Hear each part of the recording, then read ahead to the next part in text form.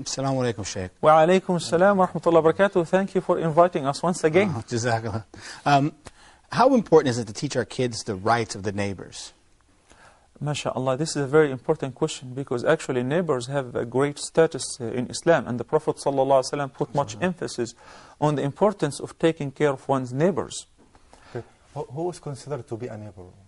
Well, that's a good question as well, because actually some people think, well, the neighbor is next door, you know. No, this is not necessarily true. The Prophet ﷺ informed us that the neighbors are up to 40 neighbors, right, left, upstairs, downstairs. Those are all your neighbors. So imagine that up to 40 houses to the right, 40 houses to the left, upstairs, downstairs, they're all neighbors who have the same rights like your next door neighbor.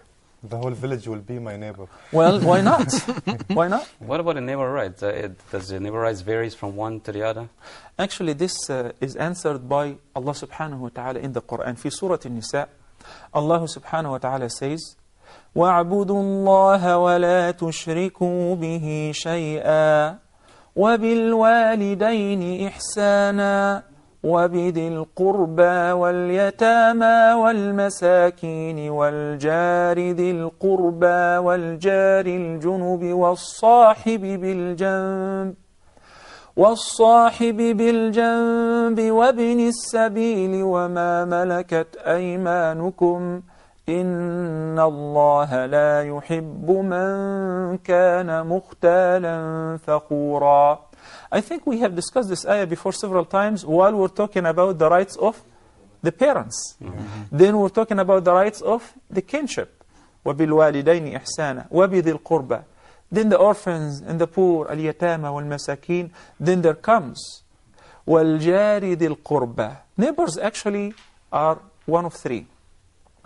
Al-Jari Dil Qurba, one who has all the rights upon you because he's a neighbor, he's a relative, and he's a Muslim. So he has three rights upon you. Then, Wal-Jari Dil Qurba, Wal-Jari Al-Junub, and your next door neighbor, or up to 40 as we said, but he's not necessarily your relative. So he's a Muslim and he's a neighbor, and he's got two rights. Then the third is a neighbor who's not a Muslim, but he happened to be your neighbor. That too, he has rights upon you, as Islam taught us, and as the Prophet ﷺ instructed us to do. Then وَالصَّاحِبِ بِالْجَنْبِ. Even if you're traveling in a journey, then you have a person who's sitting next to you. He's also considered to be a neighbor. You see how beautiful is our deen? No, mashallah. It reminds me of the story of Abdullah ibn Omar that you were telling me a while ago. How when he used to have his servants slaughter, he would give the food to his neighbors first, even though they were You know, the interesting part about this story that Sayyiduna Abdullah ibn Umar's servant was slaughtering a sheep and processing the meat. And Abdullah ibn Umar said, don't forget to begin with our next door neighbor who happened to be Yahudi. He was a Jew. So the servant was surprised. Why shall I begin with him? Begin with him. So he said, since I have heard Rasulullah sallallahu alayhi wasallam saying that Jibreel continued to enjoin to me to be nice to my neighbors to the point that I thought that my neighbors are going to inherit me. What are the rights of my neighbor?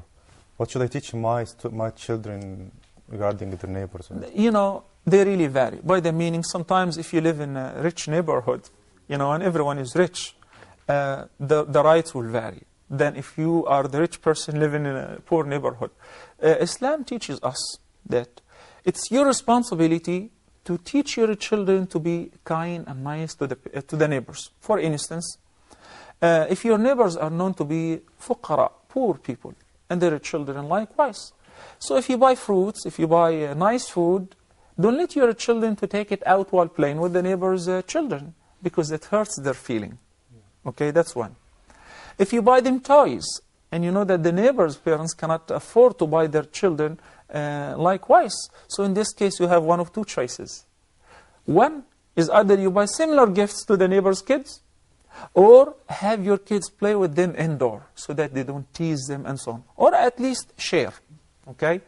Then of course, it is due upon us to pay visits to our neighbors. Share with them the happy moments, good occasion, as well as sad occasions. Sad occasions, condolence, and whenever there is a catastrophe, a disaster, the death of loved one, and so on, so that you don't know that they are sad because their son have died or their father have died, and you schedule the wedding of your son next day. You have to consider all those factors, and you watch for their feeling. Inshallah. Also, you know that sometimes in our societies, kids go and play outside in the open. So if they play soccer or play any game, and that annoys the neighbors, especially if they play during times of break and rest. So you have to instruct your children, well, we have to watch for the rights of the neighbors, and we have to be kind to them. Even though we like to play, but we have to consider that hurts them, that really bothers them. And the Prophet ﷺ taught us that, Wallahi la yu'min, by Allah, he does not believe. Who? One whose neighbors do not feel secure from his harm.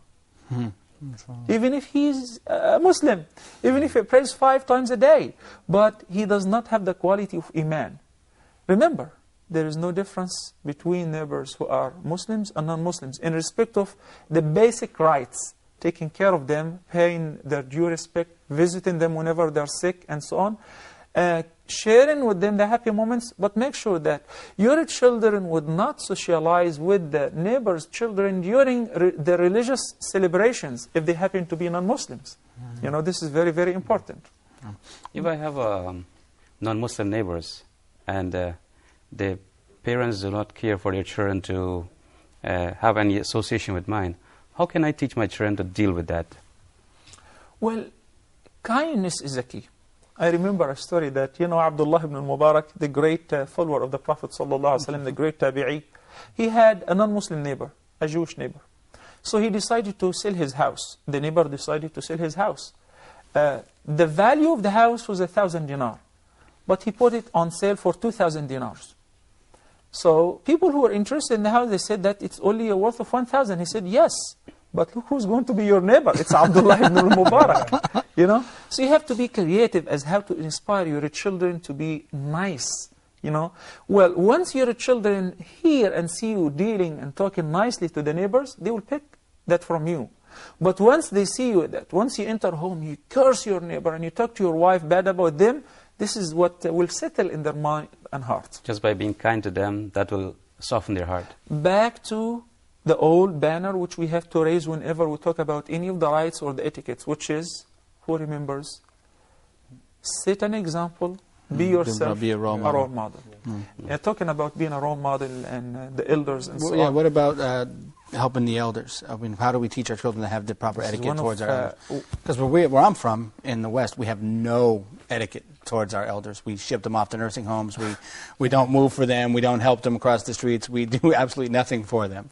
I remember that I had a student who was a revert. He was actually a Christian priest and he accepted Islam. He was 60 years old, 60 plus.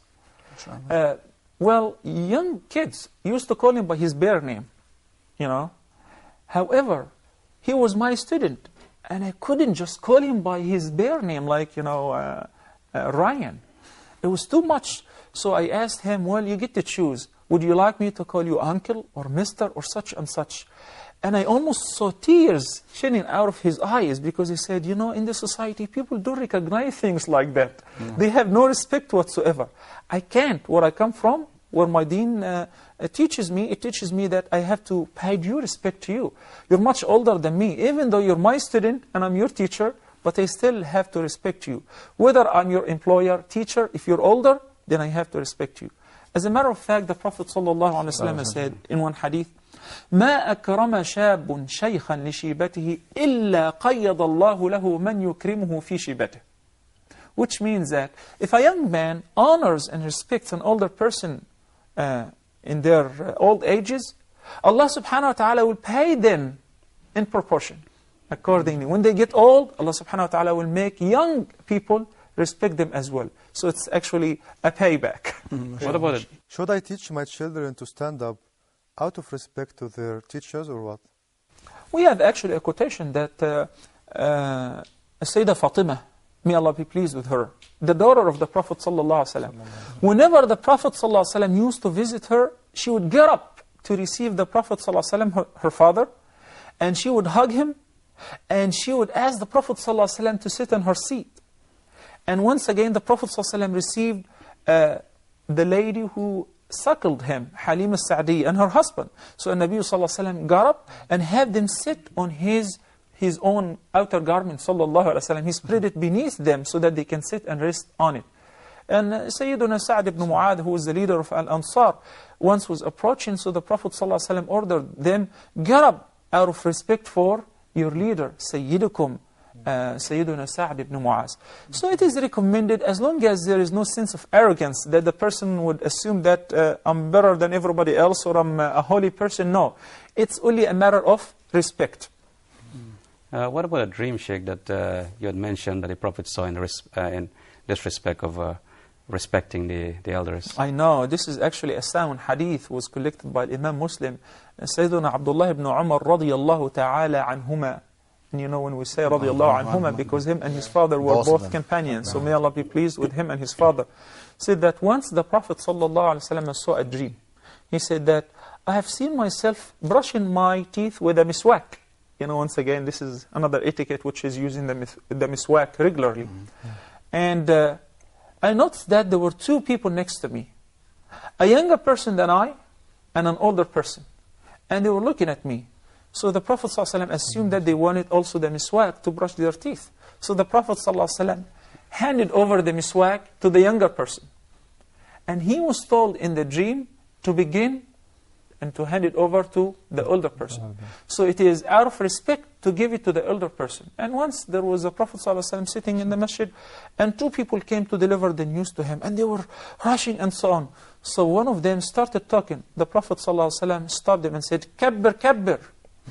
Meaning, let the older person speak. Let the older person speak out of respect. Similarly, if we have a feast or a dinner and so on, and we're inviting an older person or a guest, that we should let the older people begin by serving the food, or we serve them first. This is out of respect.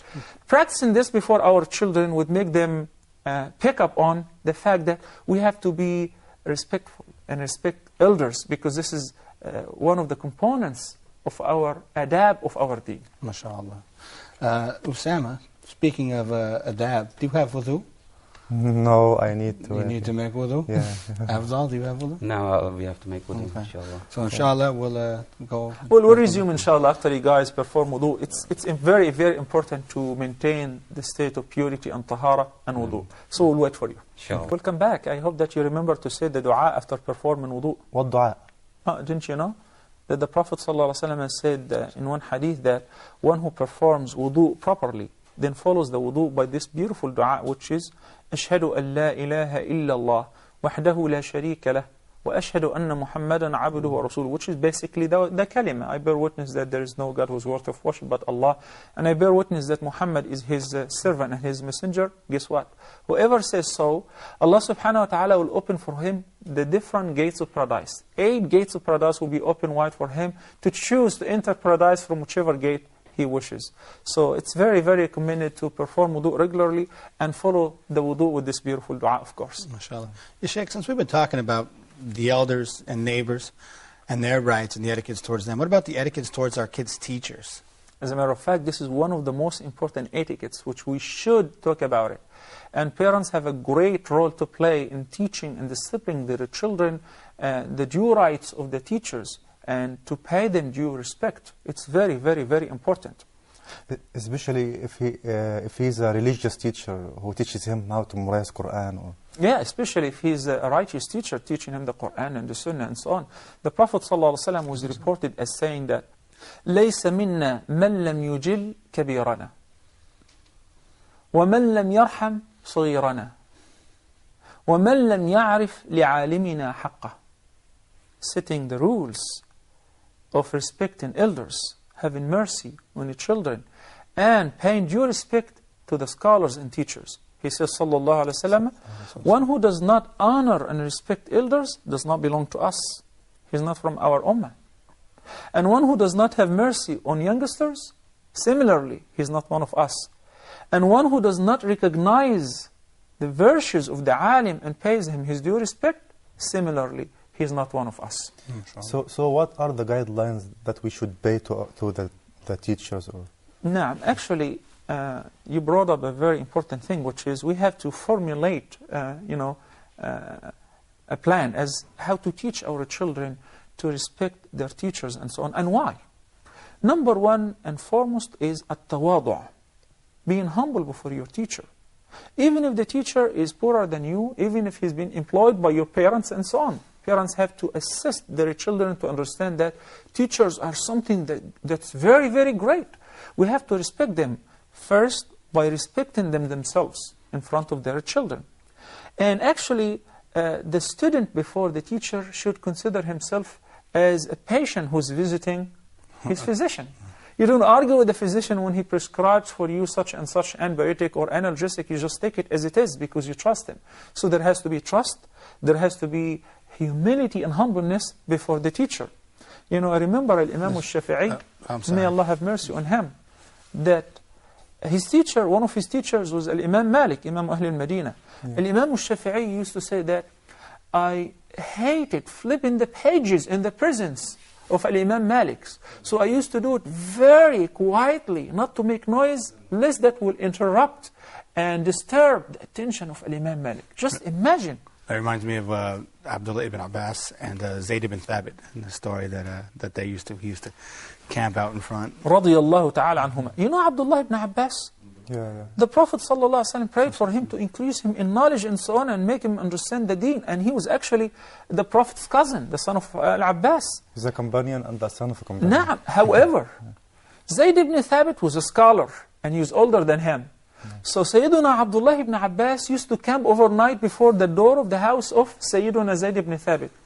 And the khadim, the servant would say, shall I wake him up? Or you say, no, don't disturb him. I will wait. Just to listen to a hadith or two. And once Sayyiduna Abdullah ibn Abbas, may Allah be pleased with him and his father, was seen. He was assisting Sayyiduna Zayd ibn Thabit. He got hold of the stirrup of his horse, and he was assisting him to get on the back of his horse. So Zayd ibn Thabit said, no, don't do that, please. He said, هَكَذَا أُمِرْنَا أَن نَفْعَلَ بِعُلَمَائِنَا. Thus, we were commanded to pay due respect to our scholars. You see, even though he was the Prophet's cousin, sallallahu alaihi wasallam. Sheikh, Osama, he mentioned about giving respect to one who teaches the Quran. I recall a narration that during the times of Uhud, the Prophet ﷺ used to bury 2 and 3, but he gave precedence to those who have memorized more Quran. That's absolutely right. Since there was not too many graves, and there was about 70 companions who were murdered on the Battle of Uhud. So Nabi ﷺ used to bury 2 and 3 in the same grave. And he would say, see, whoever have more Quran and knowledge, and he would introduce him first to the grave, sallallahu alaihi wasallam. Because Allah subhanahu wa ta'ala says, يَرْفَعِ اللَّهُ الَّذِينَ آمَنُوا مِنْكُمْ وَالَّذِينَ أُوتُوا الْعِلْمَ دَرَجَاتٍ. Even concerning knowledge, people are level. So you give precedence to one who's more knowledgeable and so on. Talking about paying respect and so on, we have heard that Imam al-Shafi'i used to, flip the pages quietly. And Imam al-Shafi'i became a teacher, and one of his students said that, by Allah, I never dared to have a drink in the presence of Imam al-Shafi'i out of respect. That reminds me with the story you were telling us before. He told me, because I also used to teach, and he told me the story of when I was teaching in the States, sometimes in a public school. This is awful. And when you compare this to the Islamic teachings, you feel the beauty of our religion, which is full of adab and so on. That sometimes in one session, that a child or a student spend the entire time eating and drinking. He has a double burger sandwich and a lira and a half or 2 liters of drink, and he was just consumed the entire time eating while the teacher was giving the lesson. And there was another girl who spent the entire time putting on makeup and so on. This is, of course, unacceptable period. A Muslim student have to be very, very attentive and not miss a word, so that in the presence of the teacher, pay close attention, pay due respect. You should not enter the classroom without his permission. You should not leave the classroom without his permission. Never talk to others in his presence, because this is one of the most important etiquettes of respecting the teachers and so on. And there's another thing, which is sometimes kids and students like to, to put their teachers at fault and show them as they don't know much and so on. But bring in the classroom or during the lesson that an opinion of another teacher, which opposes his opinion. This is absolutely refused. You have to respect the teacher, and you can install this in the mind of your child through instructing them as how should you attend the class. Okay. What about teaching my children to kiss the hands of their teachers? Or well, especially if they are ulama ud-din, teaching my children the deen and so on. Unfortunately, many people assume that a person who's memorized the Quran or who's a Quranic teacher is a low society category, is poor and so on. Yeah. So similarly, the children would treat him likewise. He's a poor person. He's coming to teach me the Quran because he can't find any other job. While the fact is totally the opposite. They are the best of the best. Yeah. So showing respect, kissing their hands sometimes is recommended, but not to be as a habit, this is one of the ways that you can show respect. Standing up whenever they attend, being quiet in their presence, humbling yourself before them, listening attentively, and seeking permission before entering or exiting in their presence and so on. So do you try to encourage your child to sit close to the teacher, to sit in the front row? As much as you can. There is a very interesting hadith, but I understand that we don't have much time to discuss it, that the Prophet ﷺ recommended that you should, whenever if you attend, for instance, a session or a halqa in the masjid, especially where we sit on the carpet and so on, that if there is a gap and that you will not have to cross anybody's shoulder, that we can get closer to the speaker or the teacher, seize the opportunity. Why? The closer you are, the more attentive you are. Inshallah. Sometimes the teacher, the children might complain about the teacher being this or that. Many cases the children might be lying. How should the parents approach the teacher? Should they do it in front of the children or? Well, I'm glad you said that sometimes it might be exaggerating, because we have two situations here. The first one, for instance, if the child comes home because the teacher punished him, an adequate punishment, without excessive punishment and beating and so on, for not doing the homework, discipline him because he was talking to somebody else during the class and so on. So the teacher should not be offended and react. They should first review with the teacher what have happened. Whether their child is telling the truth and quoting the exact story or not. This is very, very essential and important. And not every time their children receive a punishment, they have to make a big deal out of it. Sometimes they deserve it, and they know better about their children. For instance, Sayyiduna Umar ibn Abdul Aziz, may Allah be pleased with him. He was the son of the Emir, Abdul Aziz ibn Marwan. And he was studying at Al-Madinah Al-Munawwara. And he was late for the time of the salah and attending the dars with his teacher. So he missed the first takbirah in the masjid of the Prophet ﷺ. His teacher asked him, what kept you late? Perhaps there was a valid reason. You have first to verify and find out. Maybe the child was sick, couldn't do his homework because, also there are adab that the teachers have to pay attention to. His parents were sick or etc.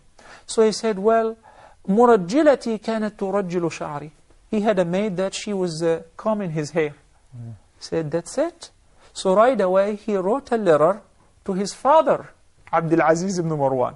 Abdul Aziz verified that, and he knew that combing his son's hair kept him late from attending the salah with the first takbir. Guess what was the punishment? He punished his son. He shaved his hair.